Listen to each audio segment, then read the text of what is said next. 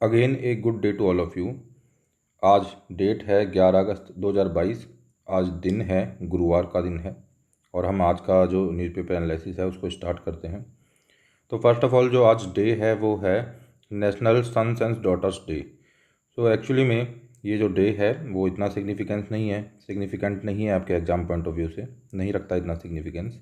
But फिर भी ये डिफरेंट काइंड्स ऑफ डेज को सेलिब्रेट करने के पीछे का रीज़न यदि देखा जाए तो बस एक हारमोनी को बनाए रखना, क्योंकि आजकल फैमिली जो है उसमें लोगों के पास टाइम नहीं हो पाता है, अपने बच्चों को भी टाइम वो नहीं दे पाते हैं, काफ़ी बार इतना व्यस्त होते हैं अपने काम में। तो इस वजह से ये जो डिफरेंट काइंड्स ऑफ डे जो हैं इनसे हम जो निकाल सकते हैं, एक्सट्रैक्ट कर सकते हैं कि लोगों को इन्वॉल्व होना चाहिए फैमिली के अंदर ज़्यादा और अपने बच्चों के साथ टाइम भी स्पेंड करना चाहिए। तो इस तरह से हम इस दिन को ले सकते हैं। आगे हम बढ़ते हैं। तो आज का जो मोटिवेशनल कोट है वो बोल रहा है, इतिहास के लिए कलम की नहीं हौसलों की ज़रूरत होती है। काफ़ी अच्छी एक लाइन है ये। इसको मैं यदि रिकॉर्ड करूँ तो एक सिंपल सी बात है, जैसे कि जब पहले डिस्कवर किया गया, like Vasco D gamma, Columbus ने पहले डिस्कवर किया अमेरिका को, वास्को डी गामा ने भी डिस्कवर किया। तो इन लोगों ने कुछ एडवेंचरस टास्क किए, कुछ हौसले वाली चीज़ें की, कुछ करेजियस टास्क किए और फिर बाद में मतलब हिस्ट्री में आज भी हम उसको देखते हैं पॉजिटिव तरीके से। तो हिस्ट्री है वो कलम से नहीं लिखी जाती है, पहले आपको गट्स दिखाने होते हैं, करेज दिखाना होता है, फिर उसको लोग हिस्ट्री में लिखते हैं। तो इस वजह से हम बोल सकते हैं इस लाइन को कि हिस्ट्री को लिखने के लिए कलम की नहीं हौसलों की रिक्वायरमेंट होती है। जब आप बहुत बड़े काम करते हैं तो बाद में आपके बारे में लिखा जाता है और वही इतिहास बन जाता है। तो हौसलों से ही उड़ान होती है। इसी के साथ हम आगे बढ़ते हैं। तो अभी जो है आज रक्षाबंधन का त्यौहार है, तो पहली बात तो सबको रक्षाबंधन की बधाई। दूसरा कि ये हम देखते हैं कि इसका क्या सिग्निफिकेंस है, क्यों ये फेस्टिवल सेलिब्रेट किया जाता है। तो इसके पीछे बहुत सारी कहानियाँ बताई जाती है। उसमें से एक जो काफ़ी प्रोमिनेंट कहानी है वो यही है कि जो रानी कर्णावती थी, एक विडो थी ये चित्तौड़ की, वो एक्चुअली में इन्वेजन होने वाला था वहाँ पे। सुल्तान ऑफ गुजरात बहादुर शाह वहाँ पे इन्वेड करने वाले थे, तो उन्होंने हुमायूं को राखी भेजी थी प्रोटेक्ट करने के लिए, है ना। तो उसके लिए भी इसको सेलिब्रेट किया जाता है।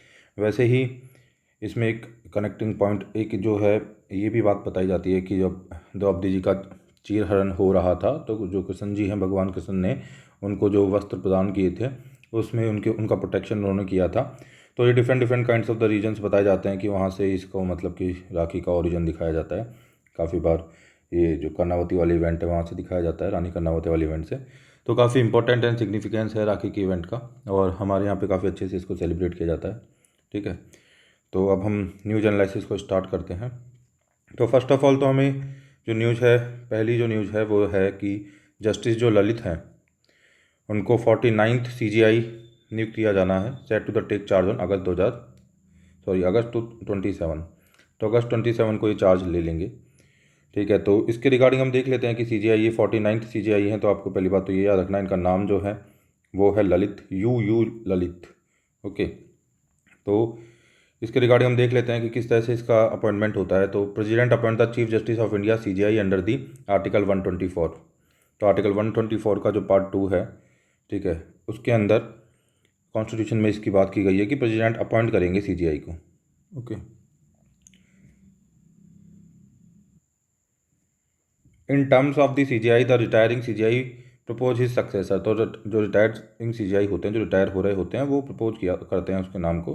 ठीक है, the suggestion is forwarded by the union law minister to the prime minister who then advise the president. तो इस तरह से पूरा प्रोसेस होता है। Okay, just a minute. Okay, so the SC collegium is headed by CGI chief justice of India and comprises four other senior. तो अब यहाँ पे थोड़ा कॉलेजियम की बात आ रही है, सुप्रीम कोर्ट में कॉलेजियम कैसे होता है। तो एक तो चीफ जस्टिस ऑफ इंडिया होते हैं और साथ में 4 सीनियर मोस्ट जज होते हैं यहाँ पे। जजेज of the higher judiciary are appointed only by through the collegium system के थ्रू ही हायर जो जुडिशरी है उसमें जजों की नियुक्ति होती है। And government has a role only after names have been decided by the collegium. तो फर्स्ट ऑफ ऑल कॉलेजियम द्वारा नेम डिसाइड किए जाते हैं जब हायर मतलब कि जजेस की अपॉइंटमेंट होती है, तो फिर गवर्नमेंट का केवल उसमें रोल होता है, बाद में पहले नाम डिसाइड किए जाते हैं कॉलेजियम के द्वारा। ओके, तो इसको आपको याद रखना। तो ये इंपॉर्टेंट न्यूज़ थी कि अभी CGI बनने वाले हैं, 49th CGI रहेंगे, इनका नाम ललित है, ये आपको याद रखना है। और 27 को ये मतलब कि चार्ज ले लेंगे। उसके बाद देखते हैं back as CM Nitish sounds 2024 बगल अपोजिशन मस्ट यूनाइट। तो अब दोबारा सीएम बन चुके हैं नीतीश जी। उन्होंने अब दोबारा से आरजेडी के साथ गठबंधन करते हुए अपना मतलब फ्लोर टेस्ट पास कर लिया एक तरीके से बोल सकते हैं, और वो आ चुके हैं एज ए सीएम, रिटर्न हो चुके हैं। तो तेजस्विनी जो है उन्होंने भी ओथ लिया एज ए डिप्टी सीएम के तौर पे, और कैबिनेट के फॉर्मेशन के लिए भी लालू प्रसाद यादव जी के अराइवल को वेट किया जा रहा है। तो यहाँ पे महागठबंधन फिर से इफेक्ट में आ चुका है, और अब एक तरह से कैंपेन उन्होंने लॉन्च कर दिया है 2024 के इलेक्शन के लिए। और आरजेडी के जो लीडर हैं तेजस्विनी, उनको भी डिप्टी जो सीएम है उसकी पोस्ट पे रखा गया है। तो ये काफ़ी अभी लाइमलाइट में न्यूज़ बनी हुई है। ओके, अभी हम देखते हैं एक न्यूज़ है नाटो के रिगार्डिंग। तो यहाँ से इस न्यूज़ से हम नाटो के बारे में जान लेंगे थोड़ा, हमारा पर्पज़ बेस यही है। तो ऑफ पब्लिक ग्लेयर मतलब बहुत ज़्यादा लाइमलाइट में चीज़ नहीं चल रही है, लेकिन नाटो के साथ इंडिया के कुछ डायलॉग्स वगैरह चल रहे थे और चले हैं पास्ट में। उसका क्या सिग्निफिकेंस हो सकता है यदि हम उसकी बात करें तो देखो, first of all the north Atlantic जो अलायंस है 30 कंट्रियाँ इसके अंदर होती हैं, ठीक है। अब इसमें क्या होता है कि इसके जो टाइज हैं, डायलॉग्स है, वो बीजिंग के साथ भी चलते हैं, इस्लामाबाद के साथ भी चलते हैं और इंडिया के साथ भी चल रहे हैं। तो हम इसको एक इस पॉइंट ऑफ व्यू से देख सकते हैं कि इसके थ्रू हम बीजिंग और इस्लामाबाद को भी कंट्रोल करने की कोशिश कर सकते हैं। तो उसी लाइट में इसको देखा जा रहा है। तो अभी 12 दिसंबर 2019 को ब्रसेल्स के अंदर हमारी इनके साथ नाटो के साथ एक एक्चुअली में डायलॉग हुआ था। और डायलॉग में कोशिश की गई कि इसको मिलिट्री डायलॉग ना बनाते हुए एक पॉलिटिकल डायलॉग ही रखा जाए, ठीक है। तो ये सब चीज़ें इसके अंदर बताई गई है, लेकिन यहाँ पे हमारा जो इंपॉर्टेंट यहाँ पे पॉइंट बनता है वो हमको नाटो को जानना है इसके रिगार्डिंग। तो नाटो जो है नॉर्थ अटलांटिक ट्रीटी ऑर्गेनाइजेशन जो है मिलिट्री अलायंस है जो एस्टेब्लिश किया गया है, ठीक है। कब किया गया था? अप्रैल 1949 में जो है नॉर्थ अटलांटिक ट्रीटी ऑर्गेनाइजेशन, ठीक है, वाशिंगटन ट्रीटी भी बोलते हैं, कि थ्रू इसको बनाया गया। और यूनाइटेड स्टेट्स स्टार्टिंग में था, कनाडा इसमें था, और बहुत सारी वेस्टर्न जो यूरोपियन नेशंस है, वेस्टर्न यूरोपियन नेशंस, ओके, ये ध्यान रखना है आपको, वेस्टर्न यूरोपियन नेशंस, ठीक है। इसमें कलेक्टिव सिक्योरिटी अलायंस बना था ये, ठीक है। तो ये एक तरह से सोवियत यूनियन के अगेंस्ट बना था उस टाइम पे। उसमें देर आर 30 करंटली 30 मेंबर्स है। और देखो ये एक्चुअली में जो आपका वेस्टर्न यूरोप है वहाँ पे आप देख सकते हो कि ये सारे जो है कंट्रियाँ इसमें आ जाती हैं, साथ ही साथ में लाइक, ठीक है, इन सबको आपको देख सकते हो। तो ये करंट जो एस्पायरेशंस हैं जो ज्वाइन करना चाहते हैं उसके अंदर ये सारी कंट्रियाँ आ रही हैं, ठीक है। अभी काफ़ी ज़्यादा कंट्रोवर्सीज में था नाटो, अभी यूक्रेन और जो रशिया का वॉर चल रहा है उसकी वजह से, बैकिंग देने के लिए यूक्रेन को। तो इस वजह से नाटो के ऊपर क्वेश्चन बनने की संभावना बन जाती है बहुत हद तक। इसके जो ऑब्जेक्टिव हैं, यदि पॉलिटिकल ऑब्जेक्टिव की बात करें हम नाटो, तो NATO promotes the democratic values, क्योंकि ज़्यादातर डेमोक्रेसी जो है वेस्टर्न वर्ल्ड जो है उसमें, और वेस्टर्न यूरोप के अंदर ज़्यादातर लोग जो है डेमोक्रेटिक वैल्यूज़ में बिलीव रखते हैं। तो नाटो प्रमोट्स करता है डेमोक्रेटिक वैल्यूज़ को, enables member to consult and cooperate on defence and security related issues to solve problem, build trust, trust को बिल्ड करना भी इसका एक पर्पज़ है, in the long run and prevent conflict. ये तो इसका पॉलिटिकल ऑब्जेक्टिव है नाटो का, ओके। यदि हम मिलिट्री ऑब्जेक्टिव की बात करते हैं, NATO is committed to the peaceful resolution of disputes if diplomatic, these are all are the keywords, dispute, diplomatic, building trust, confidence building measures, prevent conflicts. ये सब आपको मतलब कि यदि आप लिखते हो अपने आंसर राइटिंग में तो ये काफ़ी आपको मदद करेंगे इंटरनेशनल रिलेशंस के अंदर। ये काफ़ी कीवर्ड्स हैं उसके आंसर्स के लिए, ठीक है। तो इस तरह से हम बोल सकते हैं it has be military power to undertake crisis management operation. तो मिलिट्री पावर भी है इनका खुद का अपना एक मतलब कंबाइंड, और जब क्राइसिस मैनेजमेंट की बात आती है तो मिलिट्री पावर है जो रोल भी प्ले करता है। सॉरी। तो स्टार्टिंग में बेल्जियम, कनाडा, ये सारी कंट्रियाँ थी, बाद में एक्सटेंशन हुआ और बाद में टर्की भी ने भी ज्वाइन किया, ये सब चीज़ें चलती रही, ठीक है। तो ये आप देख सकते हो बाद में ना 2020 में भी नॉर्थ मैकेडोनिया जो है उन्होंने लास्ट में इसको ज्वाइन किया है, तो इस वजह से, ठीक है। मॉन्टेनिग्रो, मैकेडोनिया, अल्बेनिया, क्रोएशिया, ये कुछ छोटे जो नेशंस हैं इन्होंने भी बाद में ज्वाइन कर दिया है। तो एक तरह से ब्लेम भी किया जा रहा था रशिया के द्वारा कि इसको ईस्टवार्ड फैलाया जा रहा है नाटो को, है ना, और इससे हमें एप्रीहेंशन है। जब इन्होंने वॉर स्टार्ट किया था तो बोला था रशिया ने कि एक्चुअली में नाटो का जो एक्सटेंशन हो रहा है ईस्टवार्ड, हम इसके पूरे अपोजिशन में, आप क्यों इसका ईस्टवार्ड एक्सटेंशन कर रहे हो, इससे हमें अपनी सॉवरेनिटी के ऊपर खतरा नज़र आ रहा है। तो ये भी एक पॉइंट साइड किया गया था जब रशिया ने वॉर यूक्रेन से स्टार्ट किया था, तो ठीक है। तो ये सारा पूरा इसका है जो मतलब कि आप देख सकते हो नाटो के बारे में, ओके। अब हम देखते हैं थोड़ा एक नेक्स्ट जो न्यूज़ है वो फ्री बीज के रिगार्डिंग है। तो अभी एक एक्चुअली में पेटिशन फाइल हुई है सुप्रीम कोर्ट के अंदर कि फ्री बीज जो हैं वो कि नहीं दी जानी चाहिए, उनको बैन करना चाहिए, अलाउ नहीं करना चाहिए, क्योंकि इससे रिसोर्सेज का नुकसान होता है। तो उसके ऊपर ईसीआई से जब सुप्रीम कोर्ट ने बोला कि आप अपनी क्या राय बताइए इसके ऊपर, तो उन्होंने बोला कि जो फ्री बीज होती हैं वो इरेशनल फ्रीबीज के तौर पे आप हमेशा इनको नहीं ले सकते हो, क्योंकि काफ़ी बार ये क्राइसिस के टाइम के ऊपर एक बहुत ही ज़्यादा इंपॉर्टेंट चीज़ें भी हो जाती हैं और ये काफ़ी ज़्यादा मतलब एक जो सोसाइटी का एक तबका होता है उसके लिए बहुत वाइटल होती हैं फ्री बीज, तो आप हमेशा इनको इरेशनल नहीं बोल सकते हो। तो इसके ऊपर काफ़ी अभी बात चल रही है कि क्या किया जाए, क्या ना किया जाए, क्या फ्री बीज देने के लिए अलाउ किया जाए या ना अलाउ किया जाए। तो उसके ऊपर कोई एक्सपर्ट कमेटी बनाने की बातें भी चल रही हैं। तो फ्री बीज को हमेशा नेगेटिव इमेज के साथ देखना, ये थोड़ा सा मतलब कि इसके खिलाफ ये थोड़ा सा आर्टिकल है, इसीआई थोड़ा ऐसा बोलना चाह रहा है कि ये हमेशा इरेशनल नहीं होती हैं और काफ़ी बार क्राइसिस के टाइम पे लाइफ सेविंग भी होती है। तो इसके लिए एक्सपर्ट कमेटी वगैरह बनाने की बात चल रही है। इलेक्शन कमीशन अपने आप को इससे आइसोलेट रखने के लिए बोल रहा है, क्योंकि अभी कंट्री के अंदर काफ़ी इलेक्शंस वगैरह चल रहे हैं। तो ऐसी कंडीशन में लेवल प्लेइंग फील्ड को मैनेज रखने के लिए, बनाए रखने के लिए इलेक्शन कमीशन बोल रहा है कि हम अपने एडवाइस इसमें आपको दे देंगे, रिकमेंडेशंस दे देंगे, बट फ्री जो है कमेटी हो थोड़ा एक आइसोलेटेड कमेटी हो तो अच्छा रहेगा। तो दिस इज फ्री बीज मतलब, है ना, ये फ्री बीज की रिगार्डिंग न्यूज़ थी, इसको रिकॉर्ड मैंने कर दिया आपके लिए। अब हम देखते हैं नेक्स्ट। तो इसमें फ्री बीज के बारे में लिखा हुआ है, फ्री बीज can have different impact on the society, economy equality depending on the situation. For instance during the natural disaster providing life, है ना, तो मतलब इसमें लाइफ सेविंग की तरह काम करता है। फ्लड्स में, फंड्स में, इसमें बहुत ज़्यादा इसका इंपॉर्टेंस हो सकती है फ्री बीज की। ठीक है, अब हम देखते हैं नेक्स्ट जो न्यूज़ है वो है कि rise in the case due to the focus on filing FIR, says officer, है ना। तो मतलब अभी क्या हो कि बहुत ज़्यादा राइज हो रहा है केसेस के अंदर। तो दिल्ली में रिकॉर्ड 17% राइज इन द, इसको आप एज ए केस स्टडी वगैरह के तौर पे अपना डाल सकते हो कहीं पे भी, एंड मतलब कि आंसर राइटिंग में इसको यूटिलाइज कर सकते हो आप जब वुमेन के ऊपर बात आती है एम्पावरमेंट वगैरह की, और वो साइबर जो क्राइम को फेस कर रही हैं उसके रिगार्डिंग, या फिर और different kinds of the crime जो है उसके ऊपर आप लिख सकते हो। तो दिल्ली में भी 17% राइज हुआ है crime against women in first 7.5 months this year as compare to the, तो मतलब देखो ये रेशो दे रखा है कि जनवरी में यदि जुलाई 15 तक की हम बात करते हैं तो केसेस ये थे, different kind of the cases. जैसे रेप का केस है एक नंबर पे जो आता है, सेकंड नंबर पे जो assault on women with intent to outrage her modesty, insult to the modesty of women, kidnapping of the women, abduction of the women, cruelty by husband and in laws, dowry वाली cases हैं, dowry prohibition act वगैरह।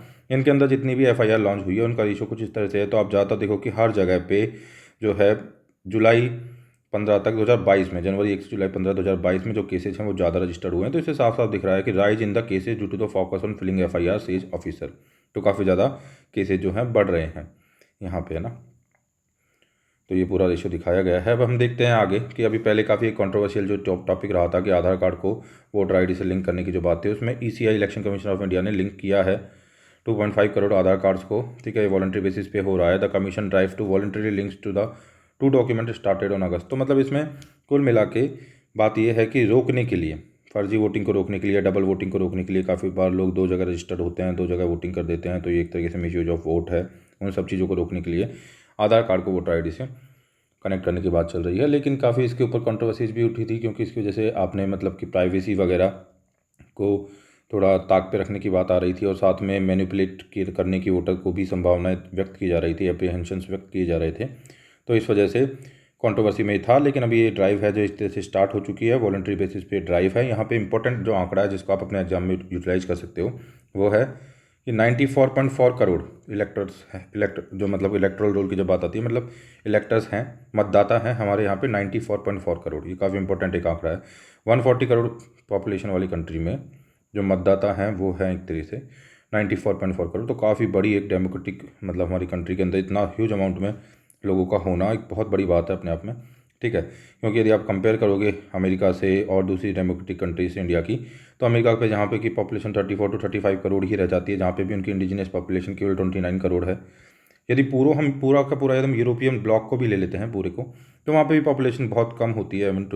70% और 60% of India ही रह जाती है पूरा पूरा Europe को लेने के बावजूद भी। तो इससे पता चलता है कि इंडिया एक ऐसी डेमोक्रेटिक कंट्री है जिसमें कि वोटर्स बहुत ज़्यादा हैं, और यहाँ पे मतलब अपने आप में काफ़ी सिग्निफिकेंट ये बात बताई जा सकती है।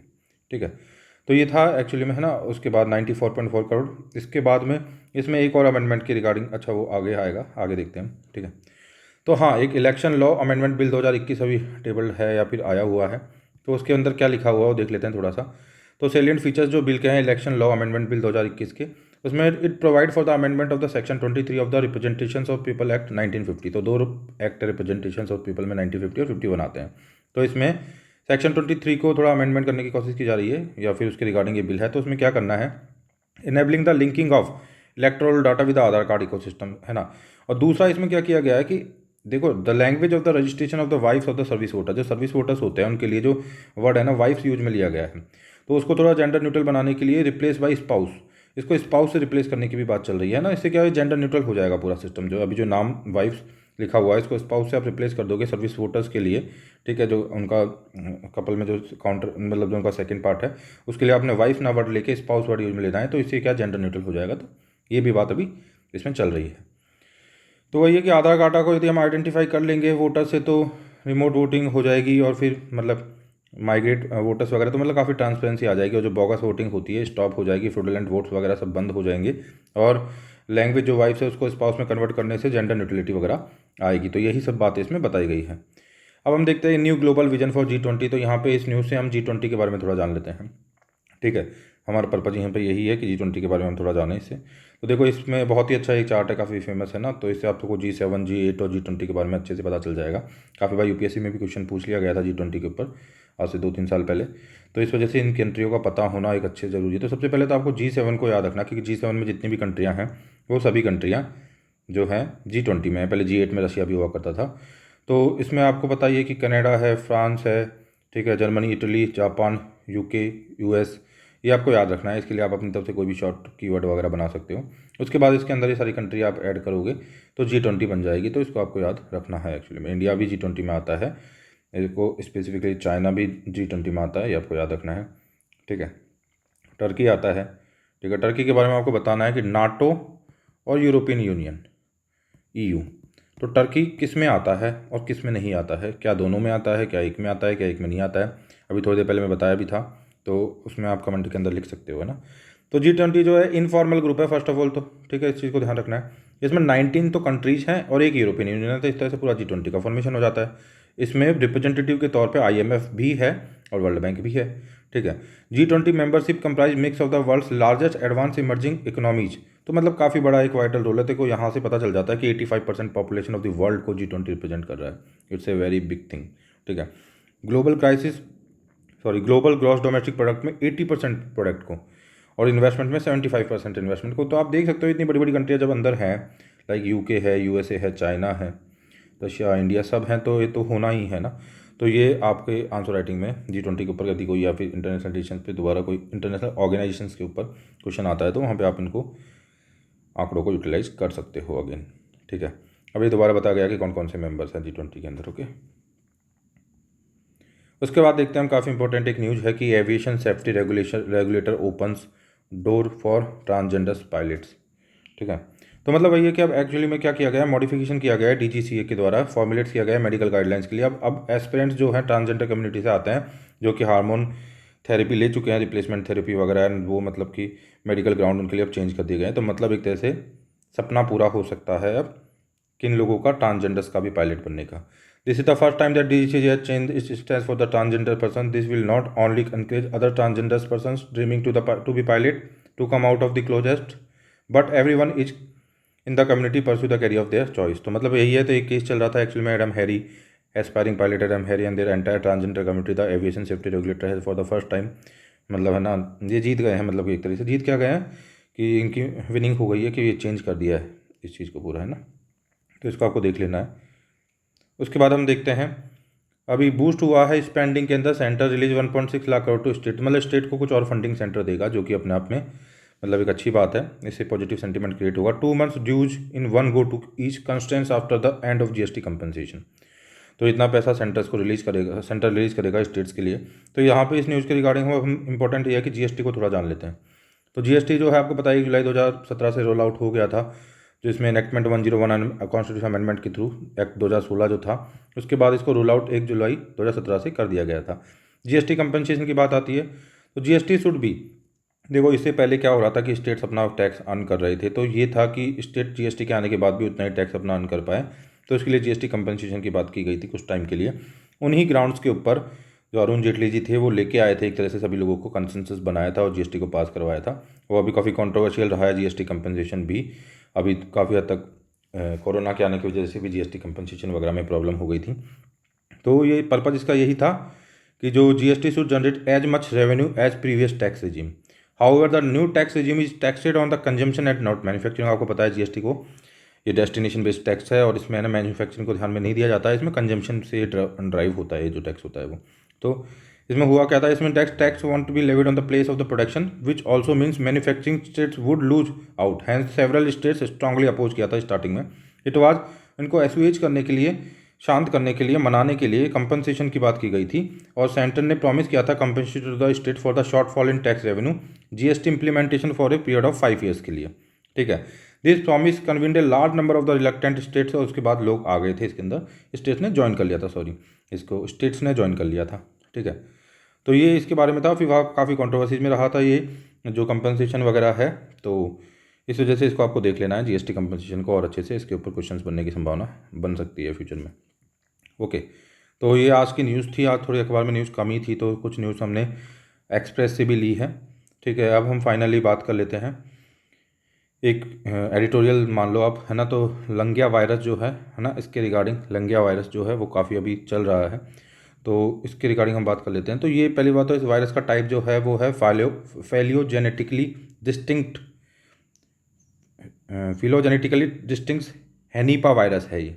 ठीक है, according to a recent study in China. तो ये वायरस मिला है, तो पहली बात तो लंगिया वायरस अभी थोड़ा न्यूज में आ रहा है। ठीक है, ये virus identified prior to include, तो इस टाइप के वायरस जो मिले हैं पहले वो हैंड्रा है, निपा है, ठीक है, सिडार है, मोजियांग है एंड घानियन बैट वायरस वगैरह है।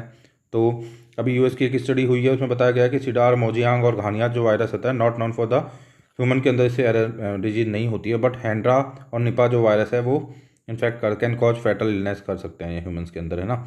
तो इसमें लंगिया जो वायरस है ये थोड़ा अभी लाइमलाइट में चल रहा है, थोड़ा देख लेते हैं इसके सिम्टम्स वगैरह क्या आ रहे हैं। ओके,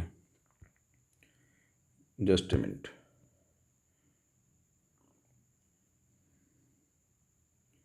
तो जो लंगिया वायरस है discovered during the surveillance test of the patients who had fever along with a recent history of animal exposure. तो जिनका एनिमल के साथ एक्सपोजर हुआ है तो उनके अंदर थोड़ा फीवर वगैरह पाया गया, तो वहाँ पर जब उनकी स्टडी की गई, सर्विलेंस वगैरह किया गया उन पेशेंट्स का, तो पाया गया इस वायरस को। And identified and isolated from the throat swab sample से इसको अलग किया गया है पेशेंट्स की। According to the NEJM study, तो मतलब इसमें क्या हो गया है कि काफ़ी मिला है, out of 26 were found only infected with new corona virus. ठीक है, तो इसमें ये बात है। बाद में इसके सिम्टम्स में वही फीवर है, फैटिगो है, कफ है, कम और ये सब चीज़ें, हेडेक वगैरह, वोमिटिंग वगैरह इसके अंदर हो रही है। In likelihood the new virus has jump from the animal to human, तो ये जीनोटिक वायरस होने की संभावना इसकी बताई जा रही है। और virus RNA has been predominantly found in shrews के अंदर ये मिला है। ये गॉट होती है, वन टाइप ऑफ द गॉट होती है शिरूज जो होती है वो, तो उसके अंदर ये मिला है और इसके जेनेटिक होने की संभावना बताई जा रही है। और अभी मतलब सैंपल साइज थोड़ा छोटा था, तो अभी प्रॉपरली नहीं बताया जा रहा है कि too small to determine the human to human transmission के बारे में भी मतलब कुछ क्रिस्टल क्लियर नहीं हो पाया है। तो ये आपका लंगिया वायरस के बारे में था। इस तरह से आज की जो न्यूज़ है वो लगभग कंप्लीट होती है। लास्ट में हम थोड़ा सा मैप देख लेते हैं, तो मैपिंग में हमको थोड़ा सा देख लेते हैं क्योंकि ये एग्जाम में आ जाता है। तो आप देखो जैसे ईरान एक कंट्री है, इराक एक कंट्री है, कैस्पियन सी है, ब्लैक सी यहाँ पे है। तो इंडिया से हम जब इस तरफ आ रहे हैं तो यहाँ पे पाकिस्तान आता है, उसके बाद अफ़गानिस्तान आता है। तो कभी ईरान से आपको थोड़ा ध्यान रखना कि अफ़गानिस्तान, तुर्कमेनिस्तान और पाकिस्तान सभी बॉर्डर शेयर कर रहे हैं। ये ईरान है, यहाँ पे पर्शियन गल्फ़ आती है और यहाँ पे गल्फ़ ऑफ ओमान है। ठीक है, और ये बाबल अल मंदब करके जगह है। ठीक है, ये रेड सी है। यहाँ पे आपको सिनाइन पेनिनसुला, ये जो आपको इजिप्ट का पता है ही, कल हमने स्टडी जब की थी तो हमने इसको देखा ही था इजराइल को। यहाँ पे वेस्ट बैंक था, ये जॉर्डन है, ये सीरिया है। ठीक है, गोलन हाइट्स भी काफ़ी कंट्रोवर्शियल रहती है यहाँ पे। ये टर्की है, मेडिटेरियन सी यहाँ पे है, इजिप्ट है यहाँ पे। ठीक है, और यहाँ पे इरिट्रिया है, यहाँ पे हॉर्न ऑफ अफ्रीका कंट्री आती हैं, है ना, थोड़ा उसको देख लें। ये यमन है, ये ओमान है। ठीक है, और यहाँ पे जो है UAE है, लेकिन यहाँ पे एक छोटा सा जो ये एरिया है ना, इसको आपको ध्यान रखना है कि ये एरिया ओमान का है। ठीक है, तो ओमान का एनक्लेव है ये। तो जब हम नॉर्थ से साउथ की तरफ जाएंगे तो काफ़ी इंपॉर्टेंट ये क्वेश्चन बन सकता है कि ओमान पहले आएगा एंड फिर UAE आएगा। ठीक है, सऊदी अरबिया के बारे में आपको पता ही है। तो इस तरह से ये कुवैत हो जाता है यहाँ पे। तो ये काफ़ी ज़्यादा सिग्निफिकेंट एक मतलब कि रूट है, और ये काफ़ी बार यहाँ पे कंट्रोवर्स अभी काफ़ी एक बार प्रॉब्लम हो जाती है यहाँ पे, है ना, थोड़ा चॉक पॉइंट थोड़ा ज़्यादा नैरो होने की वजह से ही। तो ये this is all about this map. Okay, उसके बाद यदि हम इस मैप की बात करते हैं तो इसमें अगेन उसी को हमने दिखा दिया है कि किस तरह से ये है पूरा सिस्टम जो है, कि कैसे ईरान, पाकिस्तान, इंडिया आप देख सकते हो, बॉम्बे, उसके बाद आप यहाँ पे पाकिस्तान को देख सकते हो, उसके बाद अफ़गानिस्तान यहाँ पे है, ईरान यहाँ पे है, पर्शियन गल्फ़ है, ये इराक है। ठीक है, इजिप्ट वगैरह, मिडिल ईस्ट का जो पूरा एरिया है, this is called middle east, है ना। And Saudi Arabia, Yemen, Oman, Djibouti यहाँ पे आ जाता है, गल्फ़ ऑफ एडन है यहाँ पे ओमान है, ठीक है। और फिर इस तरह से ये पूरा दुबई वगैरह का इलाका, पर्शियन, बहरीन, कतर, ठीक है, कतर को आप देख सकते हो, कुवैत को आप देख सकते हो, है ना। तो इस तरह से ये पूरा यहाँ पे जो है आप देख सकते हो मैप को। तो this is all about today's news analysis and all. Thank you for listening. Okay, तो ऐसे ही आगे हम मिलते रहेंगे, आप चैनल को सब्सक्राइब कर सकते हो।